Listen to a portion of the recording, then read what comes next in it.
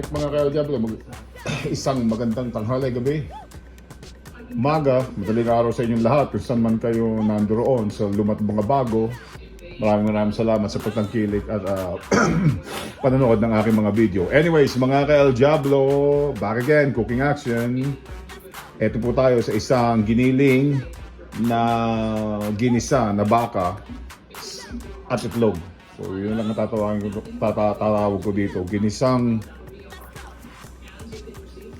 giniling na baka sa itlog. O yun.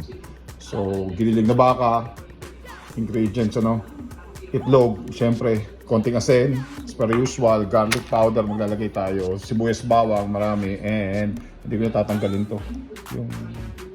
Hindi ko na chachapin o gagayatin yung ating natirang mga kamatis dito. So basically, yan ang gagawin natin at magkikisahan juice lang tayo. So ginisang giniling na baka sa itlog. So basically, yung alam mo yun sa torta, parang ganun yan. Hindi ko alam kung ano yung tatawag ko, pero gusto ko siyang gawin na ganun. Pero parang torta siya, pero walang talong. Ano? Alright, let's see kung ano mangyari dito. Next. Anyway mga ka-El Diablo, ayan, siguraduhin nyo, ginisa nyo na maigi yung sibuyas bawang as per usual naman tayo. Lagi naman tayo, gisahan blues tayo. Filipino action ha. Kaya gisahan. Tapos ilagay nyo itong baka ninyo o boy bands. Pwede naman. Baka baboy. Ito rin. Naiwan ko dun sa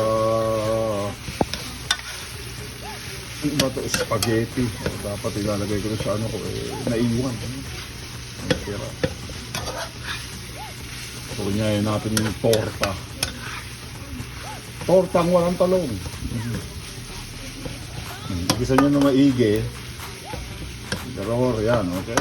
Tatakluban natin yun. Lalagyan natin lang ng siguraduhin yung may konti. Siyempre, magpapalasa tayo. Ganun din sa kasi at saka itong ano natin. Oops, yaman ay papor. Parang maalat yan. Garlic powder natin. Ano? So, sibuyas bawang, yung garlic powder. At yung kamatis naman,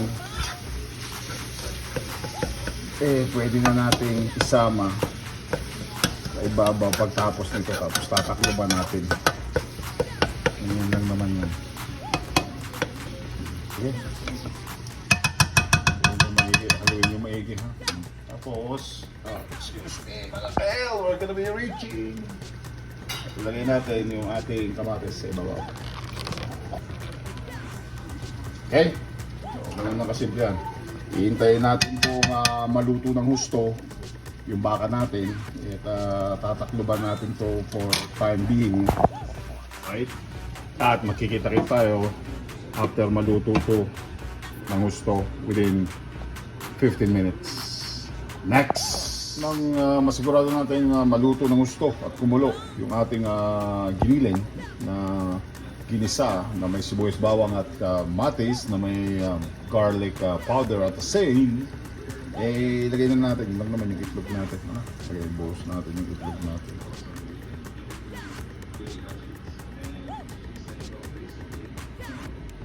So, yan, hihintayin lang natin, tatakluban ko, hihintayin natin mabuo at maluto yung itlog at magdikit siya. Other than that, sa mga bago't luma, maraming salamat sa patangkilik at panonood sa akin at pagsubaybay po ninyo mga ka-El Diablo.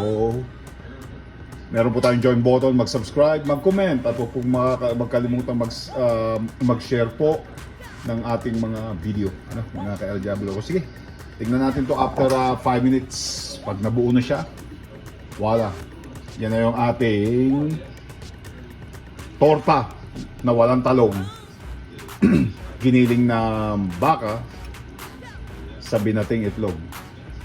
Next! Ayan na nga po, yung ating final. Kung makikita ninyo, almost parang pag inaano mo siya, gumagalaw bubo na. Sana nga may baliktad ko siya or whatever. Para siyang naging torta or omelette. Yung pala ang isang word dyan.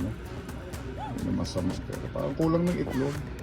Pwede naman dagdagan o baluhan para mapuno siya ng gusto. Pero atin ng dati, buo na siya .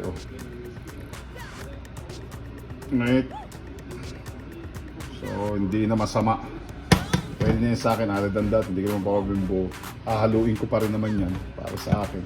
Pero yan po ang ating simpleng ginisa na giniling na baka sa binating itlog. Other than that, mga ka-El Diablo, as what Mr. El Diablo was saying at the end of his video, maraming salamat at ito po tayo uli sa ating cooking action. Thank you at magkikita-kita tayo uli sa susunod na mga video ko. Keep it tight, real and clean mga ka-El. Peace out! Papalapit sa inyo mga ka-El Diablo. Love you guys all. Thank you for watching and see you guys next sa mga susunod kong vlog. Love you. Peace out!